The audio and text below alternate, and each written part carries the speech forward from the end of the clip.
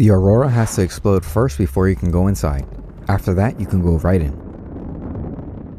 You'll need a radiation suit, laser cutter, repair tool, flashlight, and a few first aid kits. You can take a propulsion cannon to make things easier, but it's not necessary. The biggest danger will be the Reaper at the entrance. He's not always there, but be careful. If you're coming in with a Seamoth, you can park it in this little spot to avoid having it destroyed by him. To be extra safe, turn off the Seamoth's lights.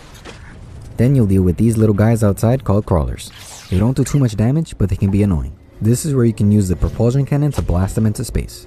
Not necessary, but can make things a little easier. There will be tons of supply crates that can have batteries, disinfected water, first aid kits, nutrient blocks, and power cells. You can also find these bags, but they aren't too useful apart from decoration.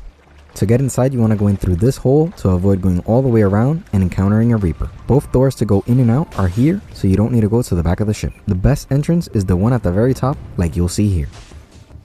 Here, you'll see the first fire extinguisher. You'll need it if you don't want to take damage from walking through fire. Keep going straight and then make a right towards administration. You can find a data terminal, PDA, and a poster. Going back to the signs, you'll find a PDA next to a propulsion cannon fragment. Now make a left towards Cargo Bay 3. You'll need to do some parkour on these boxes to get there. Alternatively, you can walk on this ledge and quickly pass through this fire. This fire can't be put out, so you'll take damage but won't die if you do it quickly.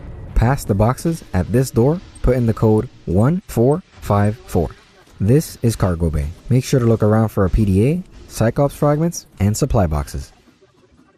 Once you make it down to this water, be careful with bleeders. They'll stick to your arm and do damage over time. You can slice them off easily with a knife or punch them off with something like a flashlight. Now moving forward, you'll see these signs. To get inside the Seamoth Bay to the right, you'll need to repair the panel on the right side of the door with the repair tool. In here, you'll find a PDA, a Seamoth Depth Module Mark 1 in this console, and Seamoth fragments.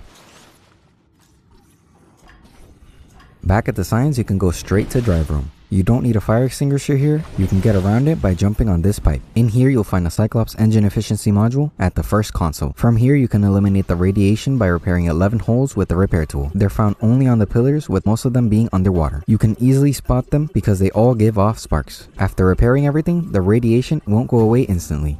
It takes about 3 in-game days or about an hour of gameplay for it to fully go away. On your way out, don't forget to take the fire extinguisher on the right side of the door. Back at the signs, make a left towards locker room.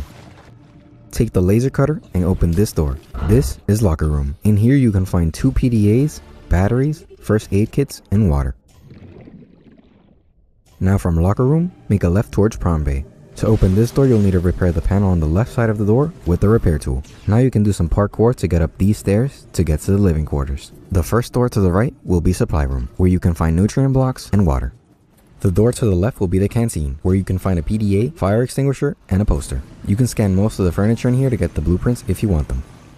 In cabin 4, you can find a poster and a PDA, as well as scan a bed to get the blueprint. Cabin 7, you'll need a fire extinguisher, and you can find batteries, a PDA, and water. Cabin 6, you can find batteries, a first aid kit, and water. Cabin 3, you can find water and a poster. For cabin 1, the code will be 1869, and you can find a scannable double bed, PDA, first aid kit, water, and an arcade toy.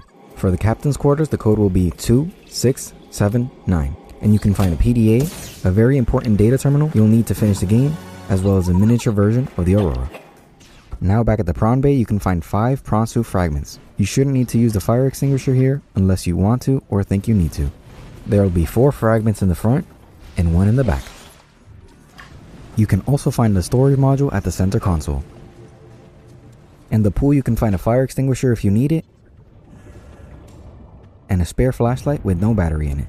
Now go to the right side of the pool and dive in. Stick to the right and go as straight as possible. Make sure to have enough oxygen in case you get lost, and avoid the electric sparks because they will electrocute you. Once you get to this area, you can catch your breath. In this next room, again be careful of the sparks and dive down to get the black box data terminal. After that, turn around, make a left, and use the laser cutter to open this door. Right across it, you'll see the lab entrance. The code will be 6483. This opens both doors inside this area that lead to the same place. In here you can find decorations, a PDA, and a data terminal that gives you the repulsion cannon blueprint. Outside of the lab, you can find one last PDA.